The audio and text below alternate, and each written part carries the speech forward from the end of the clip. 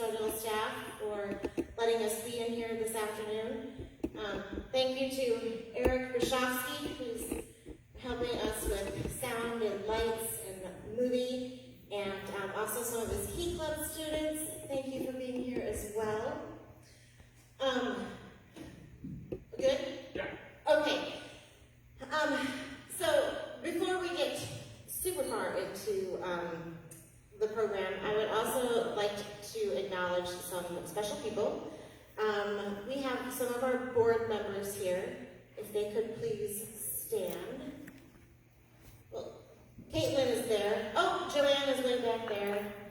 So some of our board members are here. Yesterday,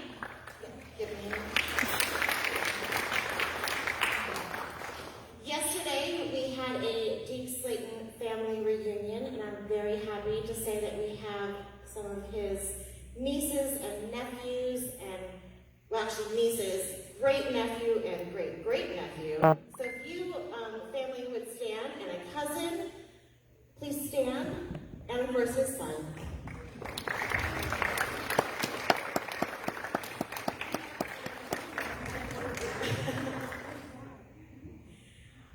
And the last people I wanted to recognize were those who were actually down in Florida for the launch of the Apollo-Soyuz test project. I thought some of the Court family was going to be here, but there was a lot of family and friends that went down to Florida. So if you were at the launch, also please stand. Come on, Sam.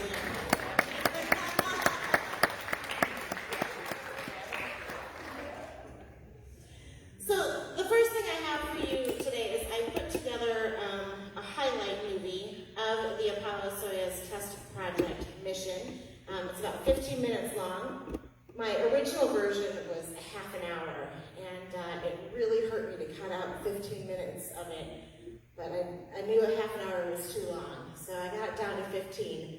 And it shows both sides, both from the Russian side and from the American side, and then also how they worked together. Now, the footage is from 1975, so not all of it is of great quality, so just kind of keep that in mind. But here is some highlights of the Apollo-Soyuz test project.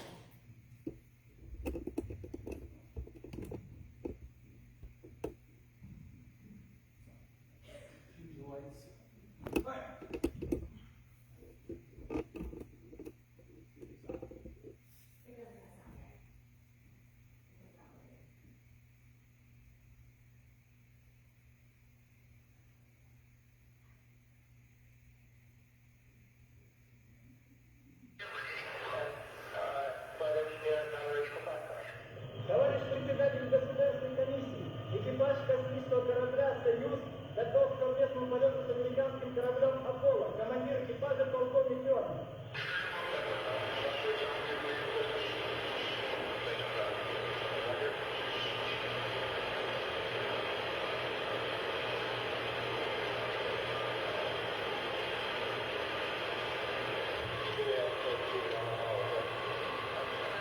Is that 13 hours, 20 minutes Moscow time?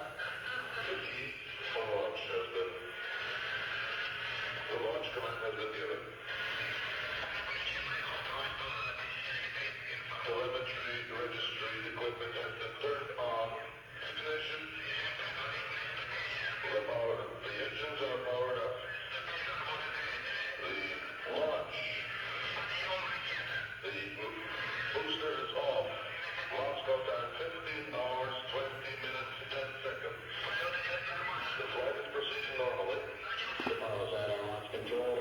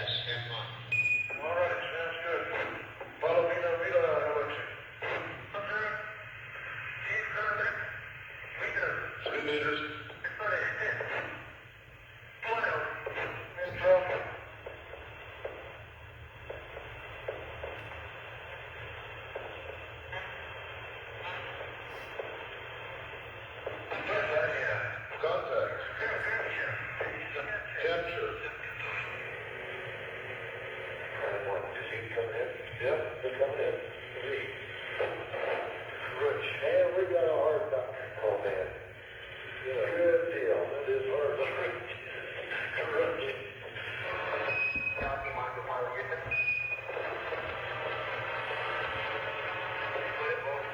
We have a good picture of your baby.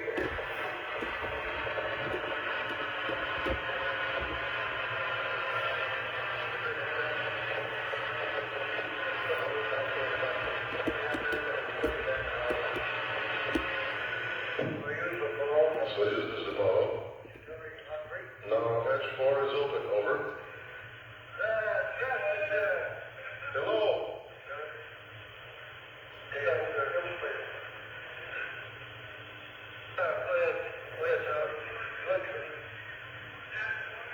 Mr. Bowman? Come in here and shake hands. I think Alexei sees your helmet hands and we see it there.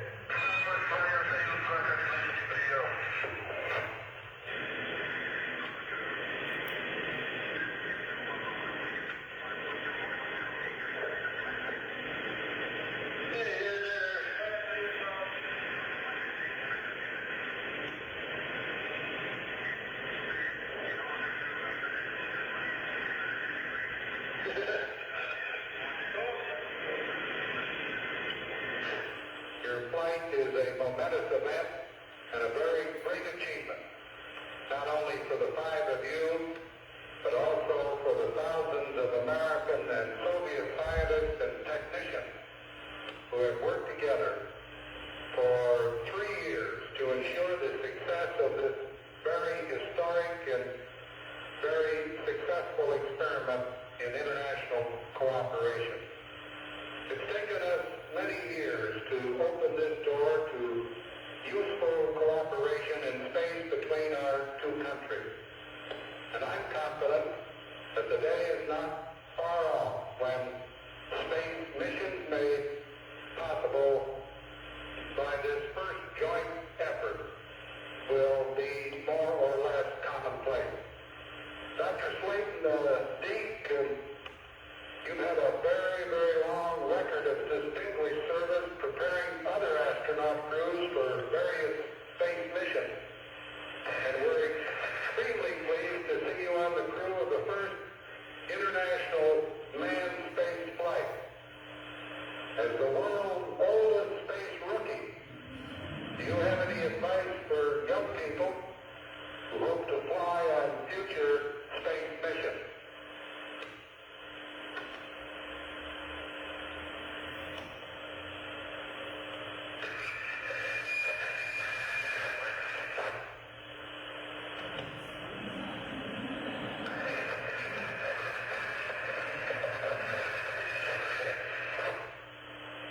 Did you have a chance to hear my question?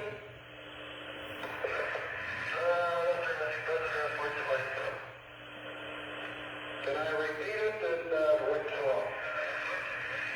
Well, I kind of repeat it for me, sir. Well, yes, I have a lot of adventure. Young people, but I guess probably one of the most important bits is to number one, decide what you really want to do. And secondly, never give up until you've done it. Well, you're a darn good example, Deke, of never giving up and continuing. I know it is a great feeling of success from your point of view to have made this flight.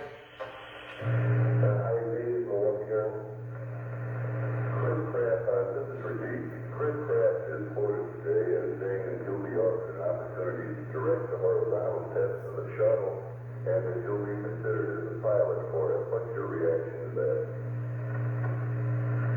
Morning, Jerry. How you doing? Saw the watching for yesterday. Yeah, here's your question. I'm looking forward to working on the shuttle or anything else that NASA management wants me to do, and of course that's the next program. I look forward to it being a challenge, and I like to fly anything and everything, and if I get a chance to fly that anything else, I'll be happy. When we opened this hatch in space, we were opening back on the Earth a new era in the history of man. I would have said, not for a value, I could look for accomplishment.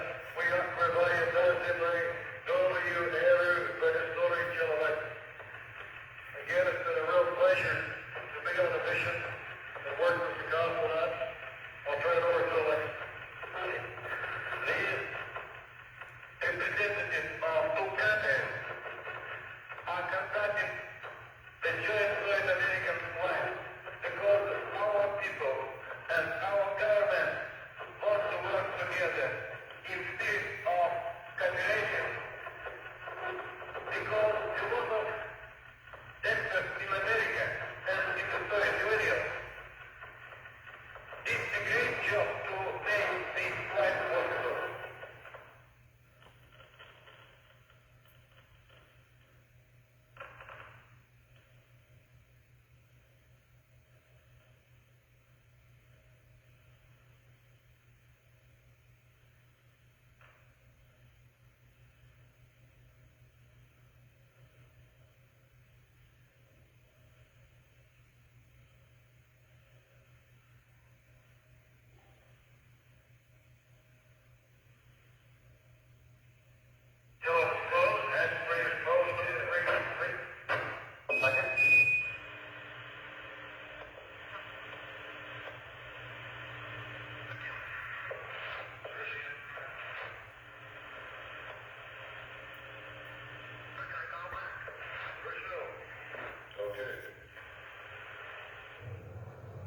Вот вы видите, сейчас будет вот уже скоро момент приземления.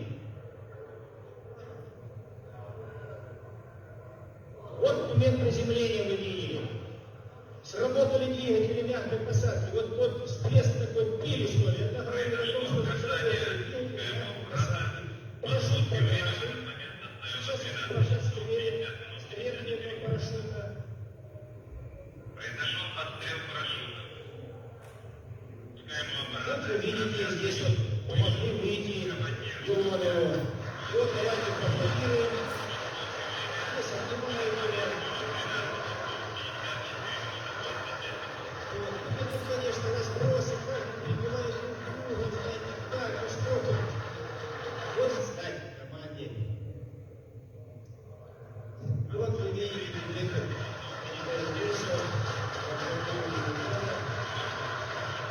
Он сброшен был еще на большой высоте.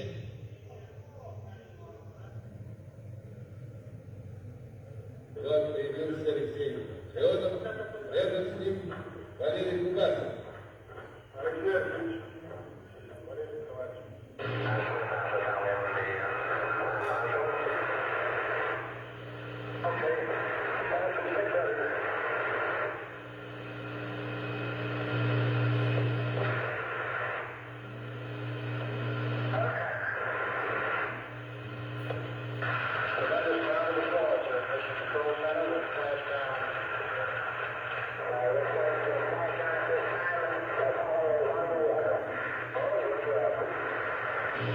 Stable 2 condition, the vehicle upside down, inflation bag full right to bed.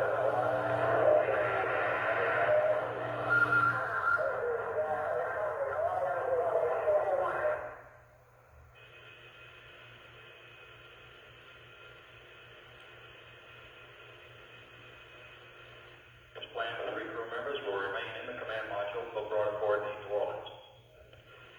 New Orleans, 2,500 yards from the command module at this time.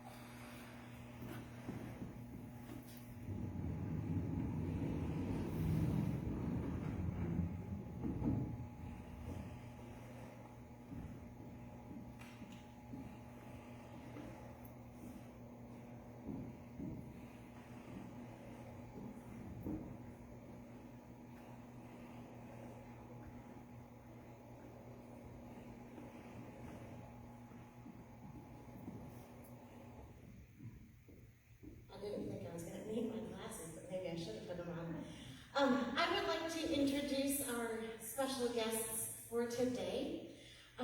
First, we have Duke Slayton's son, Kent. If you would come on up here, please.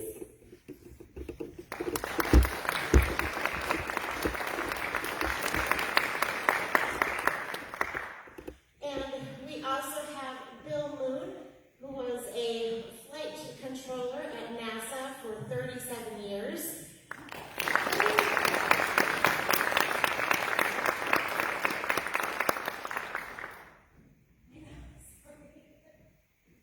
And then we also have astronaut Jeff Williams, who is from Winter, Wisconsin.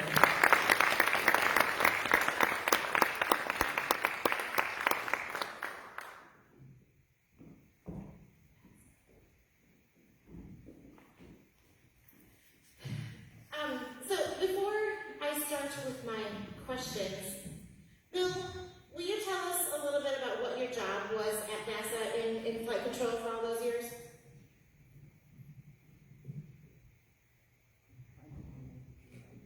Well, I wasn't a flight control for 37 years. I did it for 22 years, and then I went to the other side. I became a program manager. But the job of flight controller is to be, you're supposed to be an expert in all the systems on board the spacecraft for your discipline that you were selected and worked on the console. And I was an econ, and my discipline was to be in charge of all the electrical power generation, which is the fuel cells in the Apollo days. But nowadays, they also have thrown in solar arrays, and we have batteries. And then on top of that, I was in charge of the life support system monitoring for the crew. The life support meant the condition of the atmosphere in the cockpit, the concentration. In Apollo, we used 100% oxygen. But on the other flights, as we got more smart, we went to a combination of O2, N2, and the pressure level was 5 psi, 5 pounds per square inch in the Apollo days. And now I think we fly at ambient 14.7. And then on top of that, I was in charge of, as we called it, the thermal control system, the air conditioning system for the crew, and also the coolant for all the electronics equipment on board. And the coolant system in Apollo was glycol, like the antifreeze in your car. And also, we also were in charge of instrumentation, all the sensors that gave us the information that the crew needed and that we needed on the ground to determine the health of the equipment on board. And we also worked on the sequencing system and the caution and warning system. So that one position had all those disciplines. And in the back room, that we called the staff support room, we had an individual that was a fuel cell expert.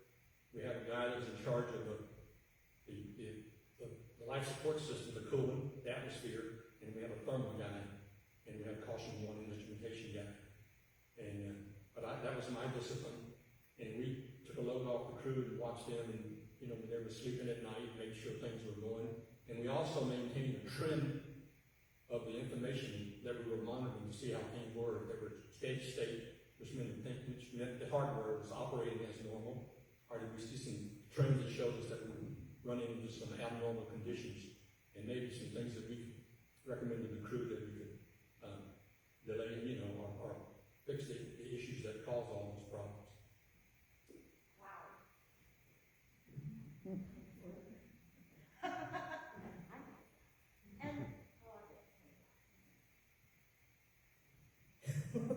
And Jeff, if you wouldn't mind, what are some highlights from your career at NASA? Well, I was selected as an astronaut in 1996 and just retired a year and a half ago. My whole career was dedicated primarily to the International Space Station, which really was enabled by the Apollo-Soyuz test mission. It opened the door to the partnership working at the time with the Soviets, and then when the Soviet Union fell, we partnered with Russia, and what was Space Station Freedom through the 80s became the International Space Station in the 90s. My 4 flights were spread out over the assembly and the operation of the space station. First time in 2000, a short flight. It was the 3rd shuttle flight dedicated to the space station. There were only 2 modules there. It was probably shorter than the width of this room, so one module built by the U.S., one module built by the Russians. That was a 10-day flight. And then I went back in 2006, 2009, and 2016. Each of those 3 times, I launched on a Russian Soyuz. So watching that video brought back a lot of memories. Same launch pad, same vehicle, essentially with some upgrades. Working in the Russian system and docking to the International Space Station each time staying for about 6 months. The first one in 2006, we were a little less than halfway through the assembly of the space station. In 2009 and into the spring of 10, we finished the assembly. It's bigger than a football field now. Inside the pressurized volume is the equivalent of a volume of a 5,000 square foot house, so it's very roomy. And now, of course, if you follow the program, we have a crew of 7 on board. And then most recently, I went back in 2016 again, launched another Russian Soyuz and stayed about 6 months. And then I went into management after that. I worked in the Flight Operations Directorate and the Directorate staff, primarily coordinating crew assignments and crew training and the makeup of the crew with the international partners to include Russia, but also the European Space Agency, Canada, and Japan. So that was a very interesting aspect. So my whole career had a lot of space station, but a lot of Russian activity as well. So Apollo Soyuz was very important to me as a heritage, and again opening the door to all that. In addition to that, over several years, I worked on a bilateral committee with Russia, where we were sort of overseeing the policy at a policy level of the International Space Station. And Tom Stafford was the co-chair, so I worked with Tom right up until about a year and a half ago, just before he passed away. So very much involved in this anniversary, from that respect as well. And then in addition, I was telling Alyssa that 10 years ago, I was in Moscow on the 40th anniversary of Apollo Soyuz, or over there they would refer to as Soyuz Apollon. And with Tom and with Alexei, and it was a very big deal in the Cosmonautics Museum in Moscow. So that was a lot of fun as well. I'm really glad that I didn't try to do any kind of introduction, because I never would have gotten that great of an introduction for either of you. So thank you for doing an introduction of yourselves for me. That was much better than what I would have done. Kent, would you like to tell us a little bit about you? Well, due to a lot of my hard work, I got born for an astronaut. That's how I ended up here. I don't know. I'm a therapist. So Dad went into outer space, and a lot of people ask me, why don't I fly? Why didn't I want to be an astronaut? And I had one flight lesson from Dad, and that was enough. I mean, that wasn't my thing, because I almost killed us. So I go into inner space. So my thing is now I go, my job is to explore the inner world. Yeah. So we're going to go way back in time. Kent, you were 2 years old when your dad was announced as one of the Mercury 7 astronauts. So obviously, growing up, Dad always worked at NASA. When did you really realize that your dad is Deke Slayton, the famous Deke Slayton, and not just Dad? I'm still realizing that. Today I realize that. Every time I come to one of these, I get a real appreciation, because I hear something new. I always learn something new about Dad. And as I get older, I get to also appreciate, because I now understand things a lot better. I was one day after 2 when Dad was selected. So I don't even remember that. That was pre-memory for me. So as I grew up, my whole world was these people. I didn't really think anything about them. We'd go over to Uncle Al's house, or Uncle Gus's house, or Uncle Wally's house. I was Gus Grissom and Wally Shaw and Alan Shepard. You know, and they had kids and they had dogs, and that's all I knew, and that's all I cared about. So, you know, when you're a kid, your whole world is snacks and you know, toys. But as I got older, you know, I grew to appreciate, thankfully, I was 18 when Dad finally got cleared to fly. So I was old enough to really appreciate the whole experience. I'm grateful for that, because if he had flown when he was supposed to, I would have been 4 or 5. So I would have been totally lost on. So yeah, I'm still learning. And it's still kind of surreal. I have to admit, sometimes it's a very surreal experience. So, but you know, something I kind of wanted to mention too is that Dad never acted like an astronaut. Now, any of y'all who knew him, you know, he was just a farm guy, right? All the time, he was a farmer, he was a pilot. You know, this guy was getting, you know, shrapnel at 19, he was flying bombing runs. So he grew up really fast. He was very humble. And so a lot of, you know, I think at the back of the shirt it says, you know, find out what you want to do and don't stop until you've done it. Well, he didn't kind of really know what he wanted to do until the war broke out. So what I'd like to remind everybody, particularly the kids, is that a lot of life happens because life happens. And for Dad, he just happened to be in the right place at the right time. And he knew that. He knew he had skills and he worked very hard at what he was good at. But a lot of where he ended up in life has to do with faith. And he just worked hard at what he worked hard at. And life kind of took him from there. Bill, do you remember the first time that you met Deke Slayton?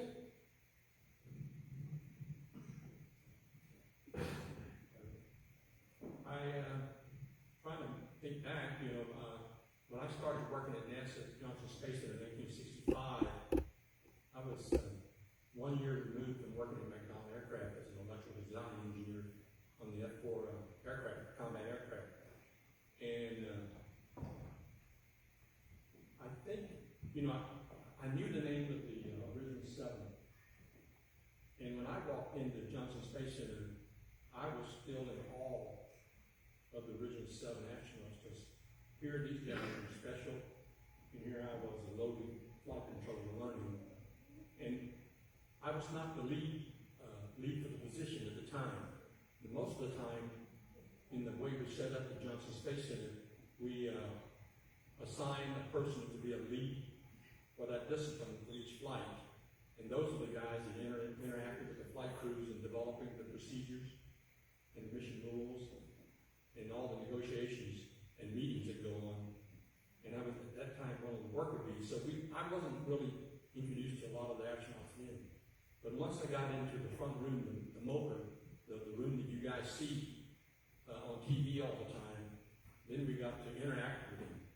But I think my first thing when I was learning to be in-job training to be an econ was on after Apollo 13, because I got to sit in the control center, and it just so happened the econ console sits right next to the Capcom console. And Deke owned all the Capcoms, because the Capcoms are astronauts that are picked to speak to the crew over the air and the ground. And usually when the main busy and critical activities are going on, Deke would show up, and all the other crew would show up. And on their console, they only had like 4 intercom jacks, so they would plug in. So they had the Capcom plus 3 other things. And here I am sitting on the console that's about 3 bays deep. Now I'm using 1 com jack, and there's 3 or 4 empty ones there, and they always come, yeah, I sit here, you know, and I tell them yes. So Deke would sit by, or some of the other astronauts would sit down, and then we'd have a little small talk, and that's when I met him. But before then, you know, most of the guys, to me, I'm still sitting there. These guys are larger than life. They're the special 7 guys. But that's my first impression, the first time I met him here. Jeff, as a boy growing up in a farm town of Winter, Wisconsin, when did you first learn about Deke Slayton?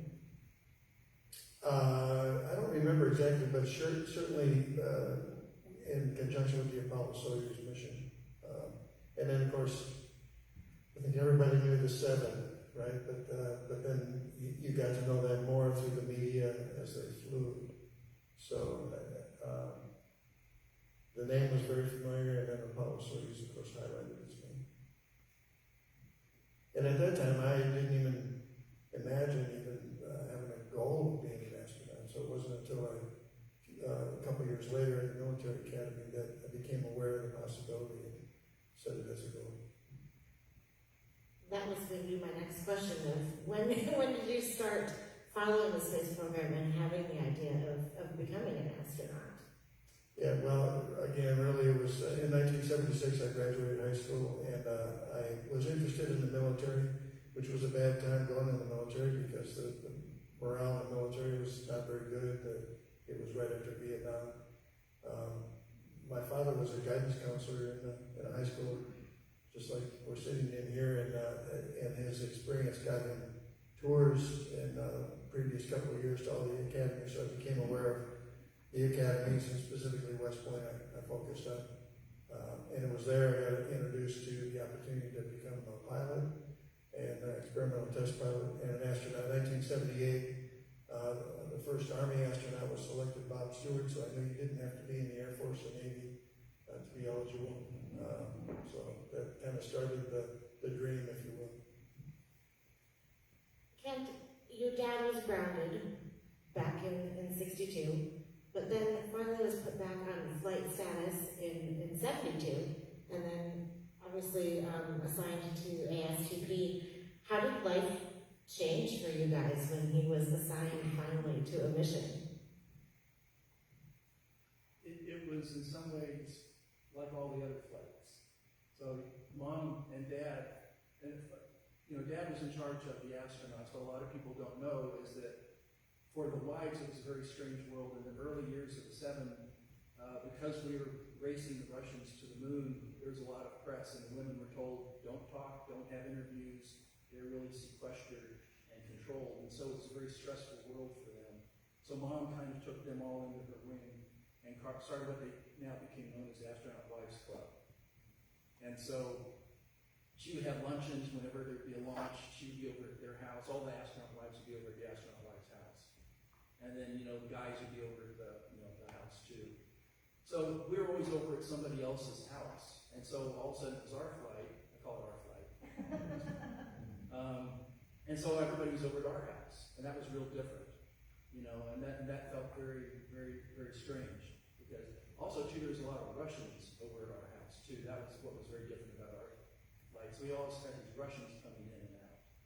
And the KGB guys, and that's a whole different story.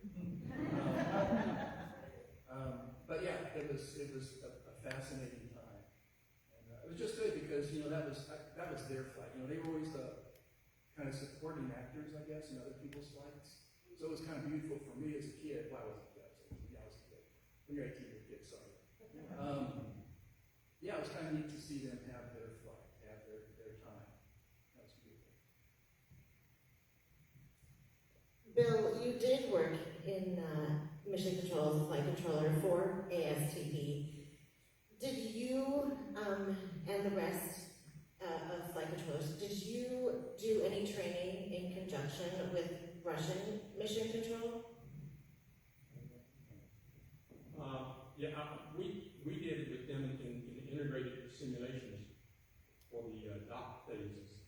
And that's where we interfaced with the Russians, and that's about all we did. Because our lead guy did all the planning and negotiation and things on how we would do operating. But when we did what we call long duration simulations, more than just certain phases, it was days, 3 days, or in this flight, when we docked for 24 hours, I think. But that's when we interface with them. And it was kind of neat listening to the Russian side and, having an interpreter tell us what they were doing. I was just going to ask if you guys had to learn Russian to do any of yours. These guys did. I just listened to the interpreters. And the interpreters loved it.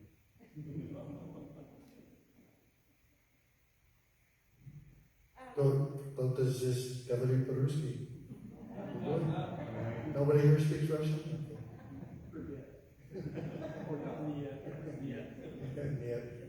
Jeff, since you are speaking Russian, did you find that you became fluent in Russian with all the time that you spent with your training and missions? Да. Yeah, no, it was required push when.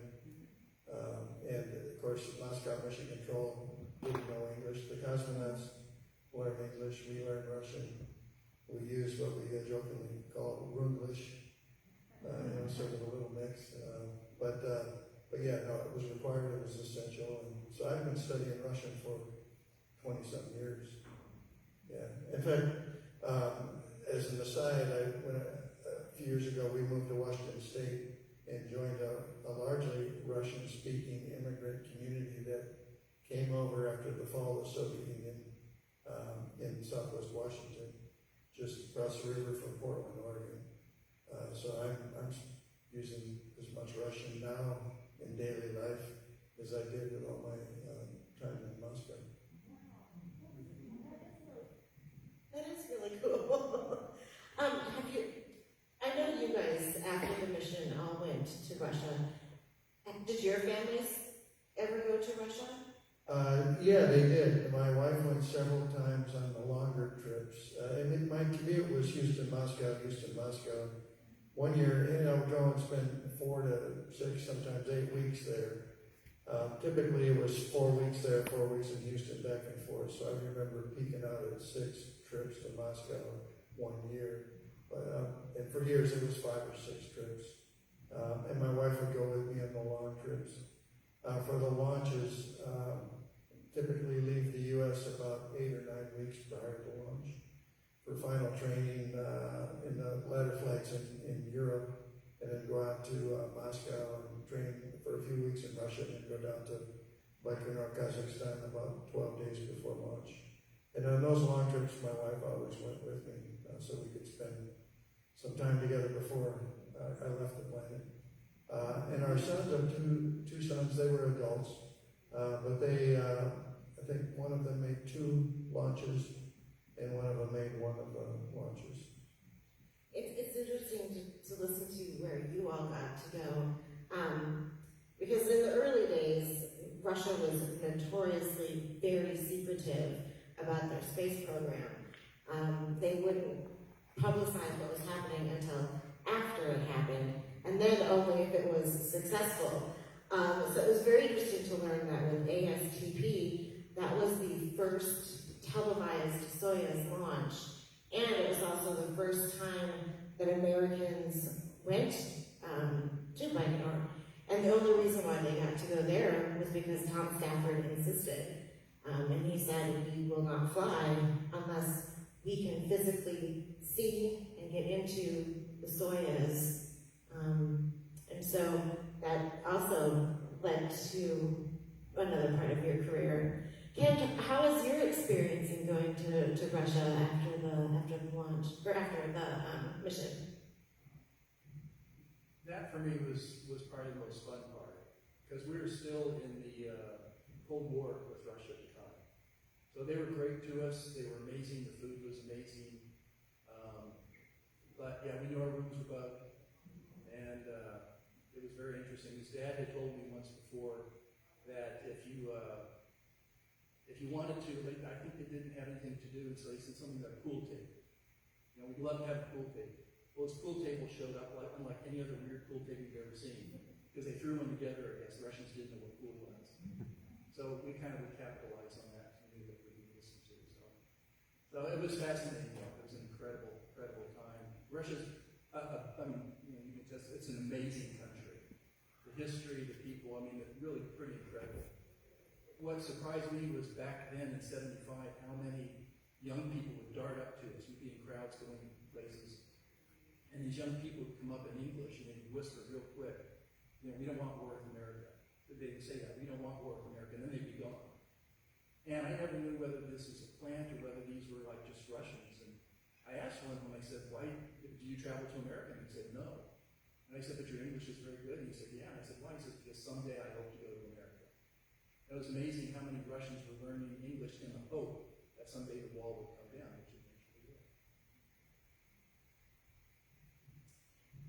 Bill, in mission control, when did you guys learn about the toxic gas leak in the capsule upon landing? Probably after they landed.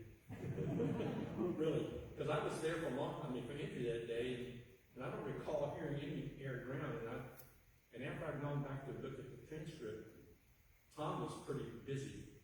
You know, it was all because of a missed switch, and it was taking this one switch to automatic, called the Earth Landing System. And on board the spacecraft, we had identified a lot of single point failures in the entry portion of the schematics. And a lot of the crew didn't trust the auto signals. And, we were very fortunate we didn't lose the crew there. I went back and looked at it, and it said Tom noticed that Vance's head was lolled off to one side while he was unconscious. And he noticed quickly enough to put the mask on him. And get the mask on all three guys, including his dad. So they had ingested a lot of nitrogen oxide, which is caustic. And I recall seeing this on Apollo 15 on entry, and he came out on the drogue chutes, and I saw the RCS beams orange, brownish color.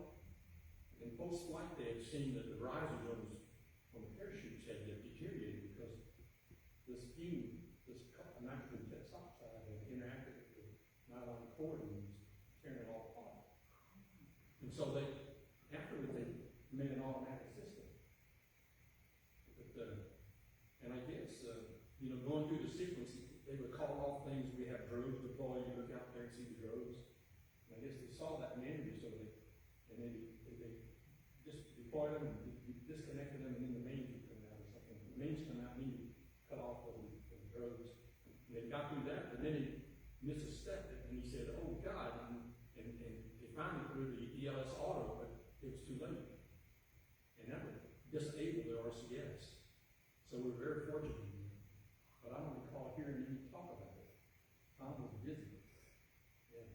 I recently watched another documentary type show about ASTP, and it was Tom Stafford talking about this part too. And he said that when the drogue chute went out, somehow it became very, very loud in the capsule, and he wasn't sure if he missed the switch or if Vance didn't hear him and then Vance missed the switch. And then when they landed and the frogmen got there, your dad gave him a thumbs up. So rather than opening the hatch to get rid of that gas, because he was just saying, we're okay. So they just left him thinking everything was fine. So that really was quite a close call. However, I do believe you got a 2-week vacation in Hawaii from that, didn't you? Did you enjoy that vacation? It was amazing, yeah. Yeah, it was very strange because the ship landed, and everybody's excited, and then the phone rang, and I just saw Mom's face change. Because what I learned later on was apparently this stuff will kill you at 400 parts per million, and they had inhaled 300. So they were really close. And I've heard it tape. Dad had a tape. I heard it as I come down, you can hear them coughing. And they're trying to call out the commands. Yeah. And you hear a lot of this, and their voices are getting hoarser. So, yeah. Mom just said, I said, "What's going on?" She goes, "We're going to Hawaii." I said, "When?" She went, "Now." Because we didn't have no idea what was going on. But yeah, it was amazing. Dad was okay. Luckily, because of that, and that kind of is how life works, they found a benign tumor on his lung. And so without that, they wouldn't have done the deep scans that they had to do. And they let her found out this tumor. So right after, they did this incredibly invasive surgery, and it's just unbelievable, to get this thing. Now, he eventually ended up passing away from cancer, but quite possibly we would have lost him sooner because of that tumor that had basically gone rogue because it would have done. Bill, or maybe even Jeff knows, do you know why they stayed in the capsule until they got onto the ship as opposed to being hoisted up into the helicopter like some others had? Do either of you know the answer to that? I don't know the specific answer, but obviously they were both options had been developed, and they had, I'm not familiar with the criteria, but they would have had criteria to make a choice along the way. We have the same thing with Soyuz. There's certain conditions you get into where you do an urgent egress of the space capsule. And so the ops team on the ground would have that criteria, and whatever criteria they had, they chose to leave them in the capsule and hoisted them.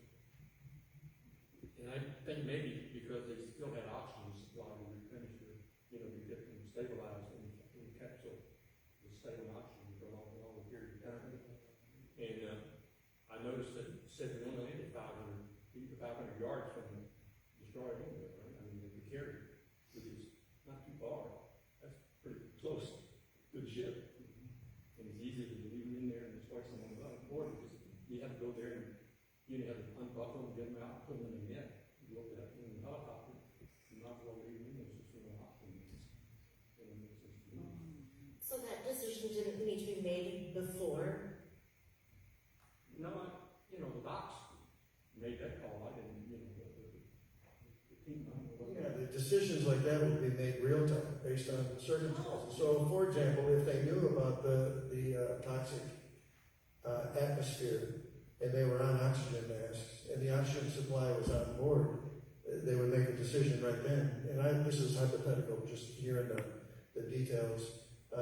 Okay, we're going to keep them in the capsule because they're on oxygen and we want to get them to the ship, or we would just transfer them to another oxygen supply after the hatch was open. So that could have been the criteria, and the decision would be made real time. I just always assumed that those decisions were made pre-launch. Well, Tom could have been talking to the helo too, so, and he's relaying it to the ship, to the docs on the ship. That's some things that we don't hear all the time. The decisions aren't made for the most part pre-launch. We work through all the scenarios, and the decisions are based on criteria. So if there's an emergency case like this, it would be planned ahead of time. Okay, if they're on oxygen, we're going to keep them in there. Again, this is a hypothetical because I don't know the actual facts of the circumstance, but we do that for just about everything. Before a mission, every possible scenario is brainstormed. What could happen if this happens? What will we do? So we're not making real-time decisions in terms of starting something new. I mean, that's very rare. It could happen, but for the most part, it's been pre-planned and then and even documented in the mission rules, as you talked about before. Being the systems guys, we wouldn't be aware of that. I don't follow everybody's mission rules. I got that enough time trying to figure mine out. Mission rules.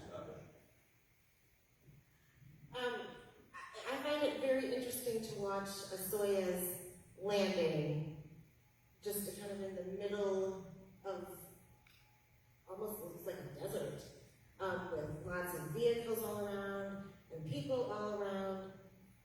How did it feel to land on land? I liken it to going through a car wreck. Yeah, it is. It's in the middle of nowhere, and of course, after returning to Earth after 6 months of being up there, you're a little bit. It takes a while to get your senses back, but I remember looking in every direction, and there's nothing, absolutely nothing out there.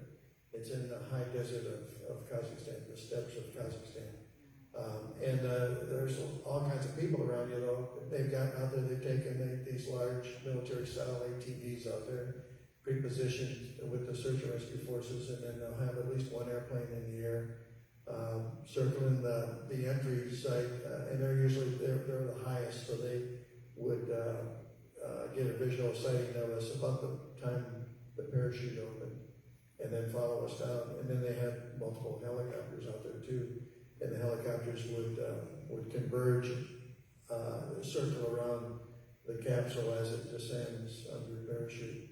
In fact, we were talking to them on the way down, and they would give us height calls because we couldn't tell exactly how high we were when we were going to impact the ground. So when we got, say 100, 150 meters above the ground, then we prepared for impact. And I would always tell people after my first flight, stop talking, because if you're talking while you impact, you're probably going to bite your tongue.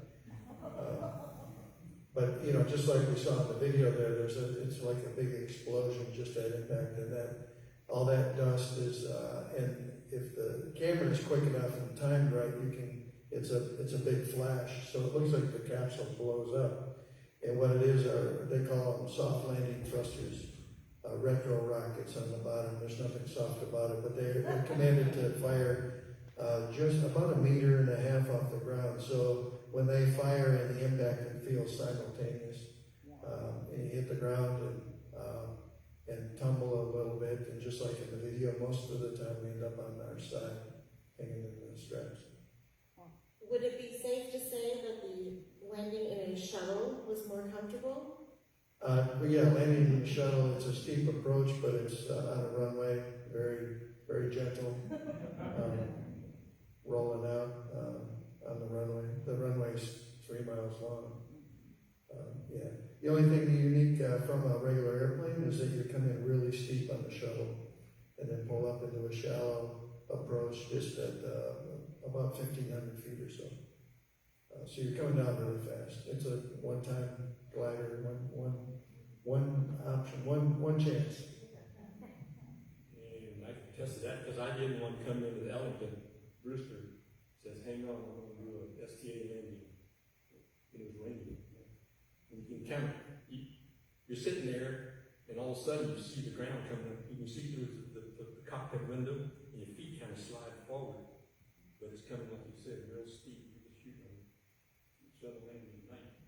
Yeah, that was in the trainer aircraft. It was a Gulfstream 2 aircraft we had highly modified with an in-flight simulator. So with thrust reversers that would prevent overspeeding but come down really steep and run the profile. That's was the primary trainer for shuttle landings. I had a question. You had mentioned that when you hit in the Russian ship, it's at 20 feet per second? Yeah, I'm trying to remember the number. It seems like it was 20-some feet per second was the velocity. What does that work out to in miles per hour? That we can have.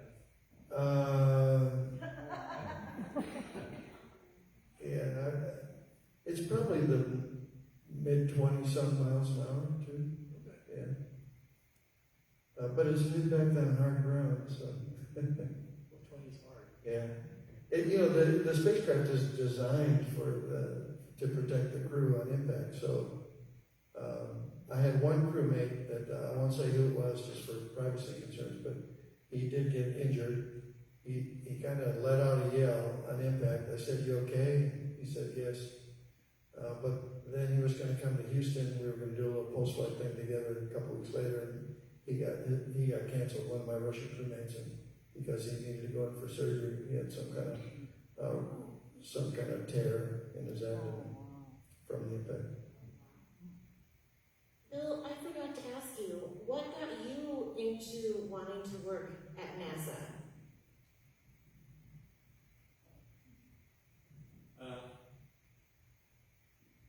Let's go back. When I got out of college, our university had a real good setup for all the graduates in the engineering college. They had a lot of the industry teams come out and set up recruiting booths at our university. So I interviewed, and of course I interviewed Kennedy. I kind of wanted to go to Kennedy, but out of all the ones that I interviewed, and got job applications, and they wanted me to work for them. Kennedy paid the least amount, was furthest away. I had a girlfriend at the time, and I picked the closest one, which was in St. Louis, Missouri. I mean, that's tough. Didn't call me, but I was kind of sweet on the girl. So I worked up in St. Louis for a long time, for a year, and I would go out to the shop where they had the aft fuselage for the family twos, and sitting out there was a MOL Gemini, which was the extended Gemini for the military. But at the same time, we were still flying Geminis, and whenever we had a launch, old man Mac, it was Mr. McDonald, called out and said, "Pay attention, we're getting ready to have a launch." And we would listen to the countdown. I think on one of those, I think it might have been Gus's flight, he counted down, 2, 1. Uh-oh, Mr. Mack says, I guess we're not going today. Somebody had left the dust cap on the Jiminy, so we had to call it off that day. But I happened to go down to Houston to visit my brother on vacation. And while I was there, I said, I'm not here with it. Excuse me, I forgot that I was muted.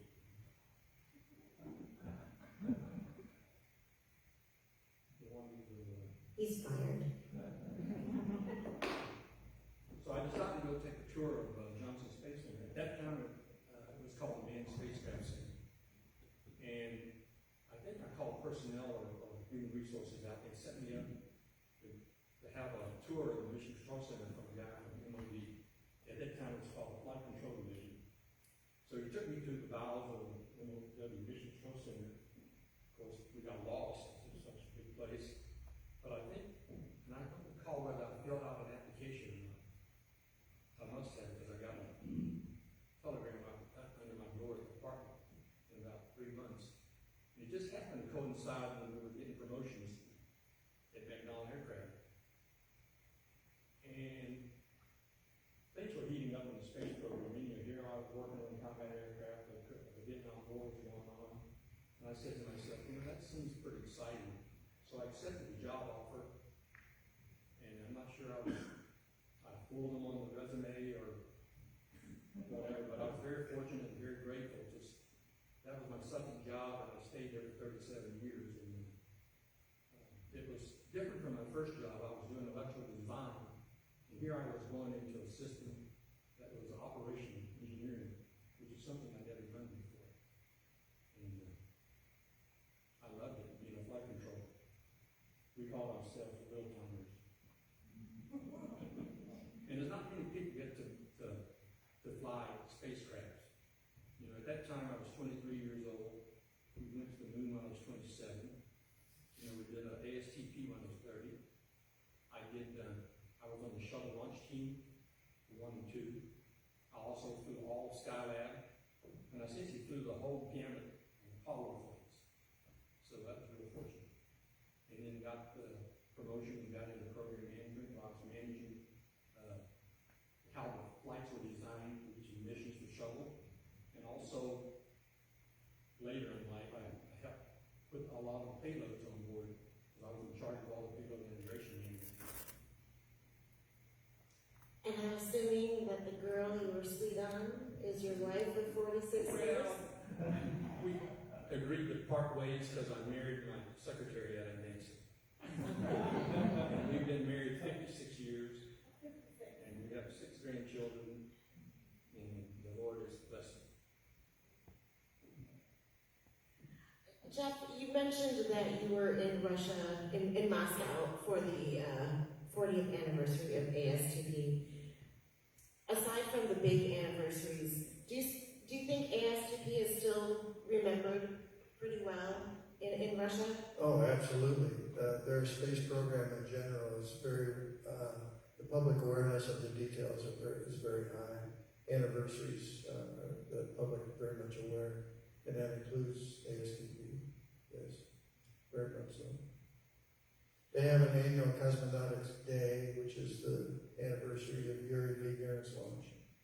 And every time I was on space station at that time of year, we would get a call from President Putin and have a conversation. So it was that big of a deal. And there would be some of the folks from the Russian Space Agency with him in the conference room during the call. I think one of the home videos that we purchased has some footage of your dad at maybe the 30th anniversary of Yuri Gagarin's flight, and he's over in Russia.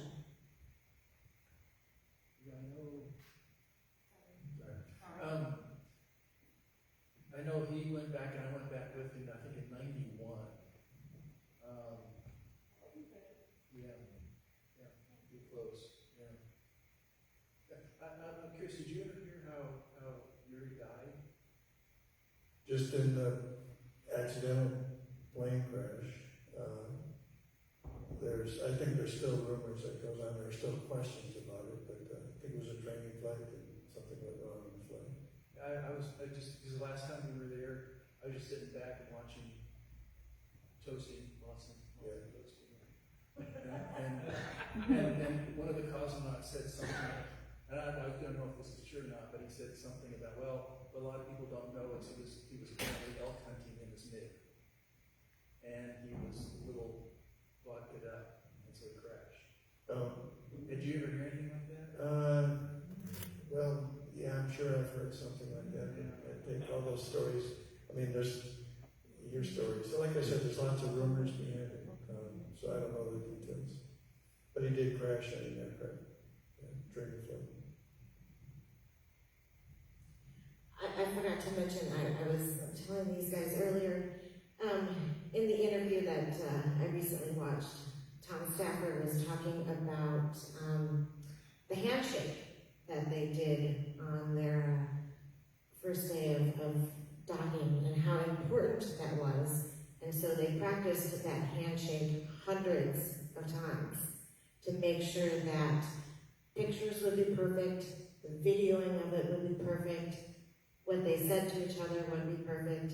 That handshake, that symbolism was so important that they practiced it hundreds of times. And I thought that was a great kind of picture for the whole mission and how important it was for both countries. So I would like to ask each of you, what do you think the legacy of ASTP is? Apparently I stumped him. Well, the legacy, of course, I think is the significance of the partnership with in the mission with the Soviet Union at the time. Of course, like I alluded to before, the International Space Station program stands on the shoulders of the legacy of Apollo Soyuz. If you read history, the first trip that NASA made to Soviet Union that I'm aware of, which was very highly classified at the time, was about 1967. Over 2 years before we landed on the moon. So there was dialogue, there was interaction going on, not so much that envisioned Apollo Soyuz, but to engage, have conversations. Gil Ruth and a couple of others, I think, went over there in '67 and started the interaction. And there were Russians, I think, in Houston also during that time.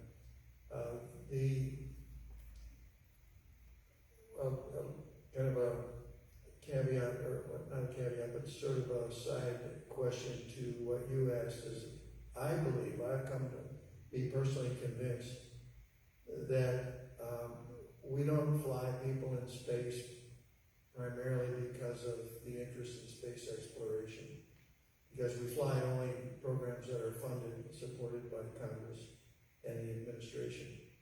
So if you look primarily at the Apollo program and the race to the moon, and also the International Space Station, they're both largely supported and driven by geopolitics, particularly in regards to our relationship with the Soviet Union and now Russia. And of course, the moon race was initiated, of course, publicly with Kennedy's speech that by the end of the decade we will go to the moon. That was a big change in the overall program that NASA had and the space community had. And it was driven by Yuri Gagarin's launch. So to regain a sense of national pride and leadership in that new era of human exploration. So the combination of the circumstances, geopolitical circumstances, resulted in the political support and then sustaining that support until it was accomplished. And like I mentioned a few minutes ago, we went back to the vision, which included building something like the space station or build like the space shuttle to put up a space station. In 1984, Reagan announced Space Station Freedom and could never gain the political support to put it up, even with the addition of Japan, Canada, and the European Space Agency as partners in the mid-'80s. It still couldn't gain the political support to do it. It wasn't until the Soviet Union fell, we had this new Russia, which some envisioned would be a new democracy, right? We in America sometimes naively in history have just assumed that we can put our system of government and our mindset, our cultural mindset, and impose it in another place in the world. It typically never works. But we wanted to engage with this new Russia, perhaps with the hope that it would become democratic like us. But more significantly, we were afraid that all the nuclear weapon systems, chemical weapon systems that they had would go to places like Iraq, Iran, North Korea. So the primary motivation politically to engage with this Russia after the fall of the Soviet Union in the International Space Station program was for non-proliferation of those weapon systems. Otherwise, I'm convinced we wouldn't be flying in space today, we wouldn't have flown that program. So that's, I think, where the real legacy is. And of course, Apollo Soyuz opened the door to realize that we had that ability to work together. And it's really hard for the two cultures, the two technical systems, with the backdrop of distrust, especially in Cold War. But even in the 90s, working through the 90s for the space station, we had what we called phase one of that program was going to Mir, taking the space shuttle to the Russian Mir space station. But it was really hard. In the end, its success, which has been amazing, and in hindsight, I'm amazed at the long-term success that we have enjoyed, because every step of the way for the space station was required, or you couldn't proceed with the rest of the assembly, with the rest of the operation. So one major failure anywhere along the way would have prevented the completion of the program. But that success was built primarily on relationships and building trust across the ocean with each other. And even though we still operate really well today, we've had continuous human presence in space for going on 25 years. So longer than some of you have been alive, some of these young folks here, 25 years, and it's still going strong. And our partnership with Russia is still very strong, even in spite of the very real and justified political tensions that we have now with the war in Ukraine and whatnot. Both countries, both governments have chosen to allow the space station program to proceed as is. It's become a whole lot more difficult to operate and to keep it going with the political circumstances, but we've been able to do so. And it's a testimony also to the legacy left by Apollo Soyuz. I mean, I agree with you, because the ASTP program set up the framework that you guys are still working for. And that, I agree with you totally, that's the legacy. Like you said, the geopolitical conditions today should dictate that we'll not be friends, but we are still friends in space with all the other countries involved. You and I had that discussion. Yeah, that's something good. By the way, we cannot continue with the International Space Station without Russia.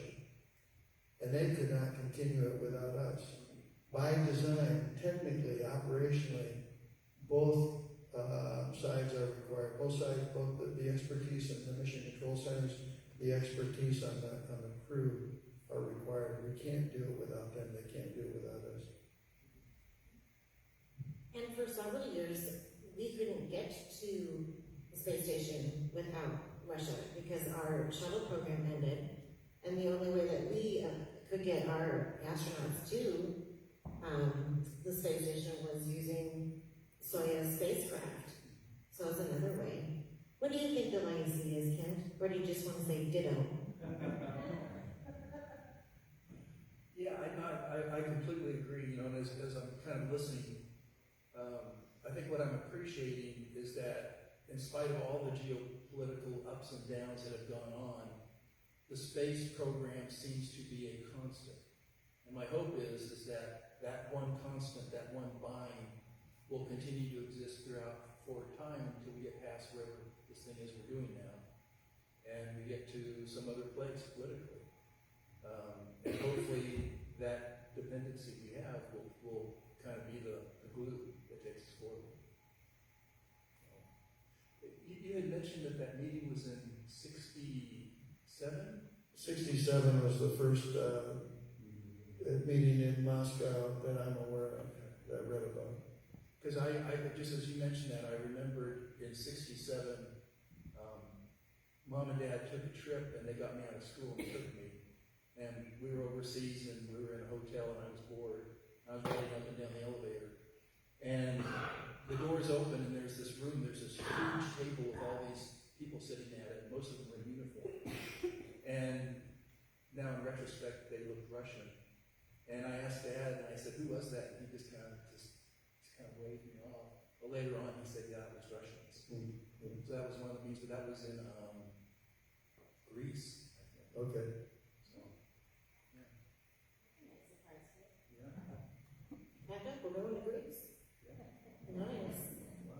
Well, I would like to open up to any audience questions.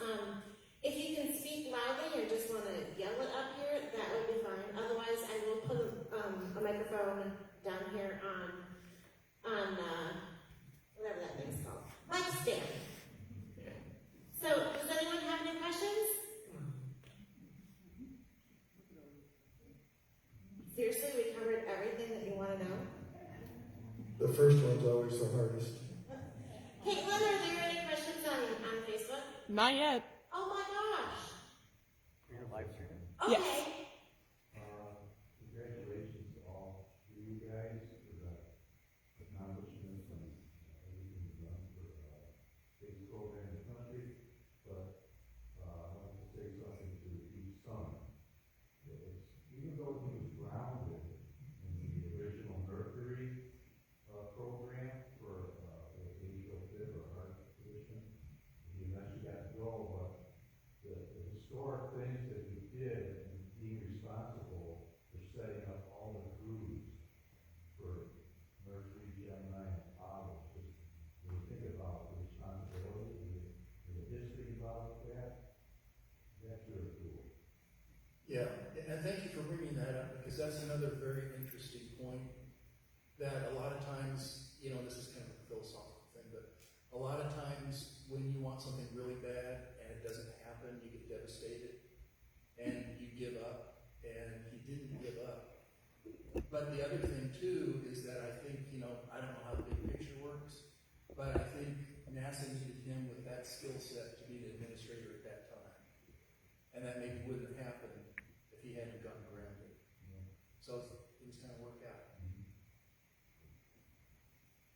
I have a question. I was just watching Apollo 13, the movie, the other day, and in the movie they call and have Deke on. And what was his position at that time? What was he doing at that time? Because he's talking to the crew.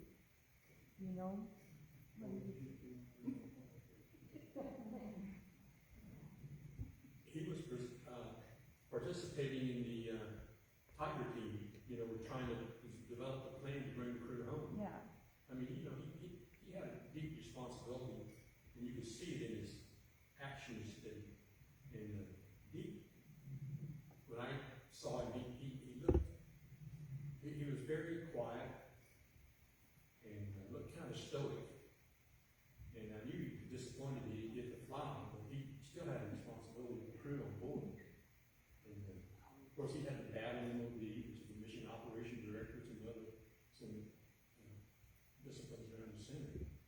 But he always stood up for his crew.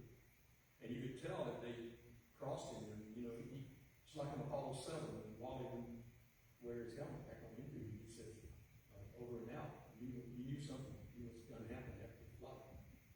You know, Wally would never fly.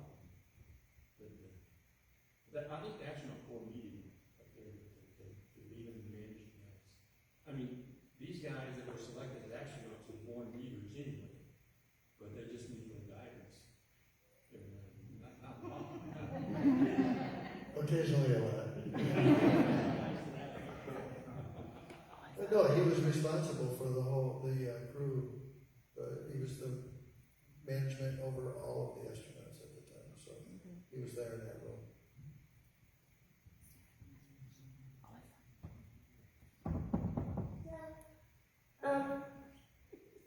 How was it at the moon?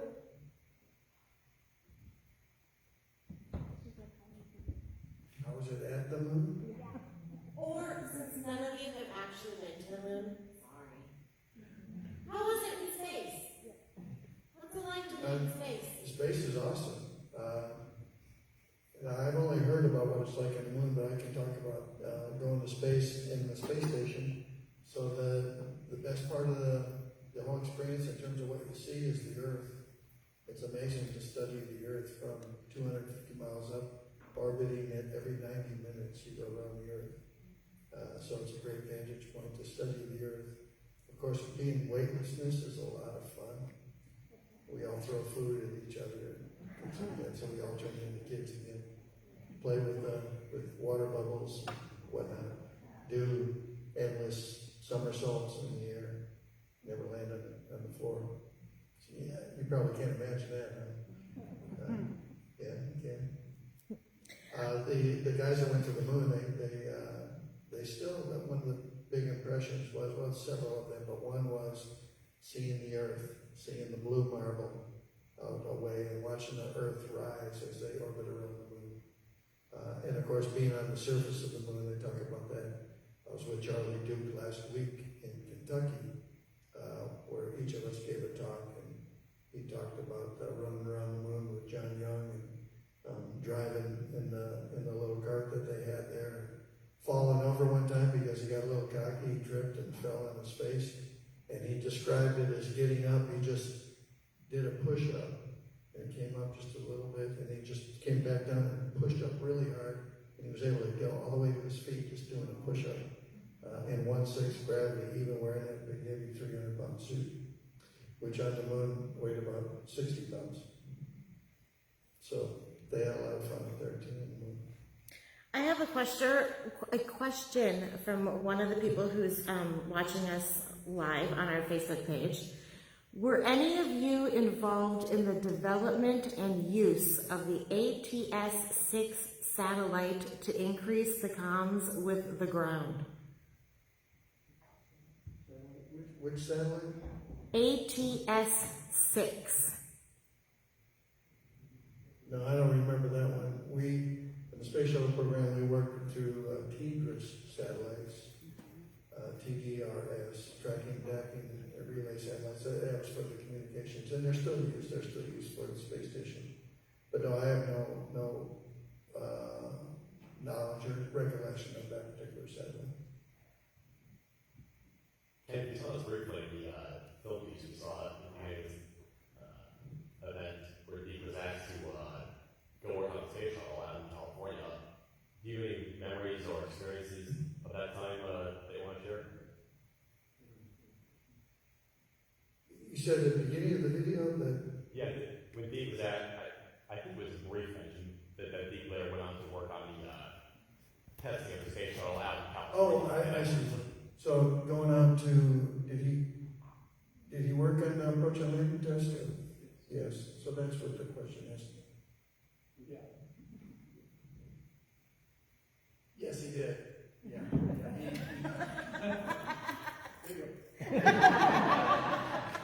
So when did your dad retire? Oh, Lord. 82. Kind of never. Okay, he had the STS so he did work on ALT. He was still in charge of the crew then. Hank, your dad retired in 1982. Or did he go somewhere else to work? I don't know. I mean, they were changing a lot after he left it. What specifically was your question about? It was out at Edwards Air Force Base. My question was just if as Deke's done, you had any recollections or experiences of being out there at Edwards? Oh, at Edwards? Yeah. No, I was born out there. Oh, okay. But I think I was a year and a half when we moved. So Dad took me back there, later on. Sure. But that was a long time ago. Gotcha. And that would have been before NASA. Okay. Not afterwards. hint, this question is for you from one of your relatives who is on Facebook Live. Was there an astronaut kids club? If yes, what was that like? An astronaut kids club. Oh, Astronaut Kids Club. No. I'm trying to speak in tradition of dad. You're doing very well. No, I didn't grow up with a lot of the astronaut kids. Most of all of them are on the other side of the freeway. Mom and Dad had me growing up in a little Quaker town because they wanted life to be kind of more normal, more quiet. So honestly, I don't know a lot of the other astronaut kids. I really didn't go to school with them. I'm kind of getting to know more of them now at this stage in life than then. I was wondering, for those of you who work for NASA, how did your work with the space program change your life or change your perspective of life? Think on that one. We had a goal at that time the goal was to beat the Russians. And we spent a lot of time out there. It became like a family. Once you started working out there, and thank God for the wives who take care of the kids and the homestead. It was like another family, and it taught us how to work as a team rather than individuals. Because that's how the mission control team always thought of ourselves as a team. And I'm sure the crew, the crew was a part of it, a part of it. So, and that was probably a bigger family than I thought I'd ever had. And like we were talking the other day, I've been retired since 2002. And we were talking about what do we miss about it. And my deal was missing all my colleagues that I used to work with, interact with every day on a daily basis. And of course, I'm the senior citizen up here, so. But I still miss that today. And as I'm sitting here right now, a lot of you guys don't recognize this, but this is also the week of the 56th anniversary of landing on the moon. So we're having celebrations back in Houston for the 56th anniversary of landing on the moon. But I had made a commitment to Alyssa, and I didn't carve up the dates, and I said, okay, I'm here now. I said, no, I made a commitment to Alyssa. I'm coming up here. And I'm glad I came up here to meet all you kinds of people and to get a chance to see the countryside. And I never met him before. And I saw Jeff running around in my younger days at Johnson Space Center, but I didn't know that he had been selected as an astronaut, which is a plus. And he told me he knew my younger brother, so that's the connection there. And so like I said, thank God for the wives who took care of the kids at home. I'm sure the same way you guys in the national corps. Because without them, we wouldn't have a chance to do all this stuff. Because we were simulating every day. We would go early in the morning and end late at night. And then when I got into management at Johnson Space Center, it took more time. Because I had a separate family I had to take care of. I had at least 22 people, all engineers. And you know how they are. That's a big philosophical question. And a lot of people, I get the question all the time, well, first I'll say, I live my life, I think, through, based on a strong Christian faith. So I'm a student of the Bible, I've been studying for a long time. So I try to see life through the lens of Scripture, as I like to say. So in that respect, it didn't change my philosophy of life. I just approached it through that lens. However, I knew that it was a very unique opportunity, and experiences would come that would be very unique. So for me, it was a calling to, we all have callings in life, and it was a calling in which I had to steward. So there was a sense of responsibility to steward the experience. The experience itself is not that big a deal to me, ironically. I know it's kind of surprising for people to hear, but I recognize the significance of it as a stewardship. So I don't have an inclination to want to be in public settings. My inclination is just to be kind of quiet in the background, unseen, but the sense of stewardship of the experience and to be able to share the experience with the public has been very prominent in my thinking. Hello. I wanted to ask you guys a personal question. Not too personal, don't worry. Not anything too crazy, but it's just for my own self. Do you guys have any favorite quotes? I'm very interested if you do, so feel free. I don't really think in quotes too much. No? That's okay, that's okay. Go with your great uncle's quote. Go with that. Oh, yeah. Yeah. No, that one works. I was just curious because I know you're a therapist, so I was curious if you had any inclinations. I think probably my one or two guiding thoughts after 45 years as a therapist is never gain at another person's loss. And it sounds very simple, but try and do that all the time. Try and be mindful that whatever you do for you doesn't take from anybody else. I think there's no such thing as a simple quote. And the other is, and I believe this to the core of my soul, that there are only two things that we do all day long at any point in time. That's either love or fear. And we're either in one or the other. We're thinking in one, we're acting in one, we're acting or thinking in the other. So they kind of go hand in hand. Yeah. Very cool. So, Thank you. big answer. I would also say we don't want to live on quotes, right? Because usually there's a lot of wisdom in a quote that brings memory, but there's a lot of depth to that wisdom. And you only see the surface of that through the quote. So we need to get deeper in our thinking than just quotes. I mean, what your examples are excellent examples, and there's a whole lot more to it. I'll leave it again. This question is in depth. I was going to ask you, talking about the Soviet Union and the United States superpowers competing with the moon and how it's always. The real big space competitor out there right now is China. They're mainly military. They don't want to get involved with anybody else in the world. Do you think that they're a big national threat to us as well as the world, or do you think we'll have a power always project 2 someday shaking hands in space with the Chinese and us joining to work together? I don't foresee in the near future us joining a partnership with China in the space program. Frankly, maybe I'm a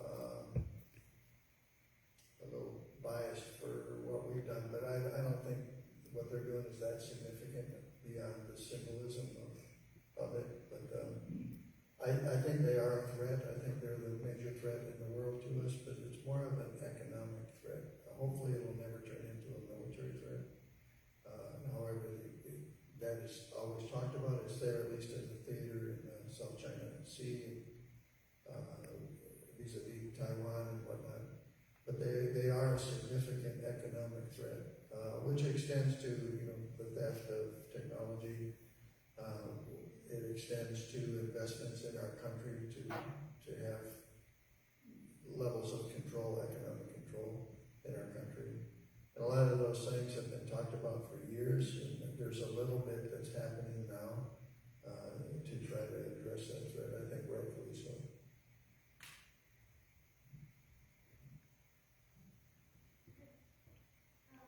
Is there any specific thing that got you guys through the day? In space, you're talking about? Like in space, in your workplace? I think the main thing that gets you through a day in any place you're at is having the purpose of the day, the purpose that's before you, and addressing the purpose, and doing the work required that we have that's on our plate, no matter what it is, how big it is, or how small it is, but just spending the time to be productive in that day.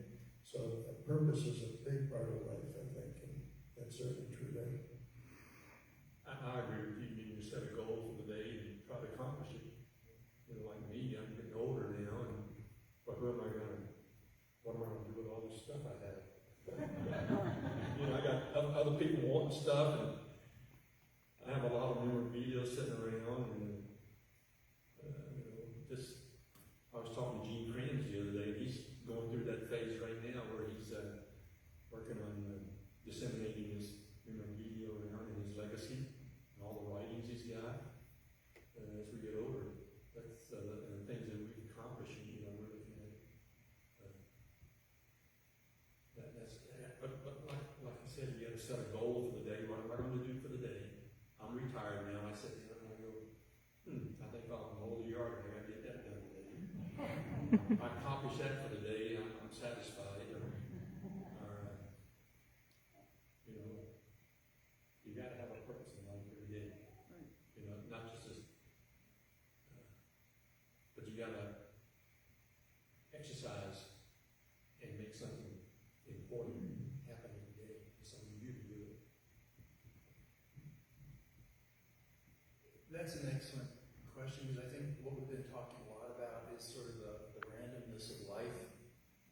And I completely agree. I mean, I think a lot of people are, I think this like a sailing ship. You know, a lot of people just get blown wherever the wind takes them. But a sailing ship has a keel. And the keel is the thing that goes down in the water and it keeps the speed up. The keel is right here. So we all need a keel. We all need a thing that when we wake up in the morning, it's our purpose, it's what we live for, it's our philosophy of life.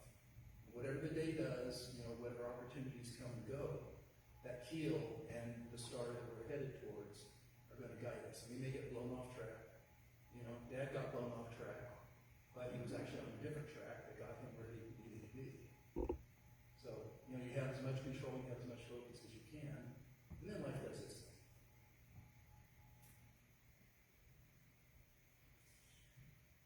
Before we wrap this up, I just want to let you know that out in the hallway, we do have Jeff's book for sale, which is full of amazing pictures of the tens of thousands of pictures that you took.